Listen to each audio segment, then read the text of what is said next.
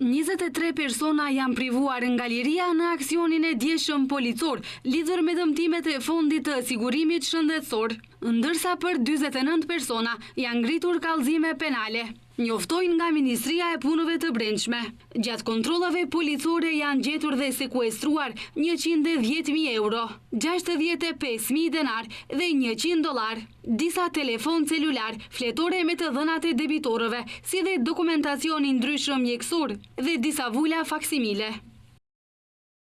Për të akuzuarit janë siguruar prova për veprimtari korruptive kriminale të formuara gjatë vitit 2023, ku anëtarët kanë shpërdoruar pozitën zyrtare dhe autorizimin në kundërshtim me ligje dhe akte nënligjore që rregullojnë procedurat për marrjen e të drejtës për pension dhe pa aftësi të vazhdueshme penale nga një person tjetër.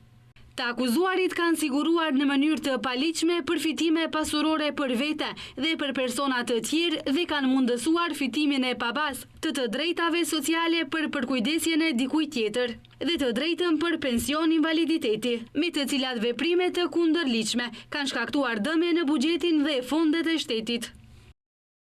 Dy grupet organizuara kriminale vepruan në atë mënyrë që kërkonin dhe merrnin rishfet nga persona që kërkonin ndihmë dhe përkujdesje sociale nga një person tjetër, përkujdesje për palët e treta dhe në këmbim kryenin veprime të paligjshme, duke dhënë ose ofruar në mënyrë të drejtë për drejtë ose të tërthortë shpërblime monetare si rishfet për zyrtarët.